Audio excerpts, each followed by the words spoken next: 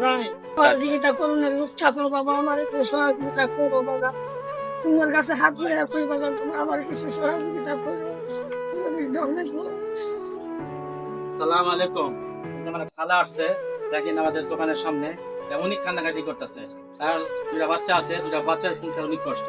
উনি যে এখন মানুষের দূরে দূরে আসতেছে, এক সময় দেখবেন যে উনি অসুস্থ হয়ে গেলে ওনার দেখবে না, ওনার দেখার কেউই নাই, পুরা ইতিম। তার মা বাপ তার আগে ছোট ভাই মারা গেছে, তো অনেক কষ্টে জীবনযাপন করতেছে।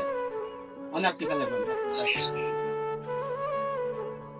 বাবা, তুমি যদি সহযোগিতা করো আমার কাছে, আমার দুইটা ছেলে রেডি জানো, তার জন্য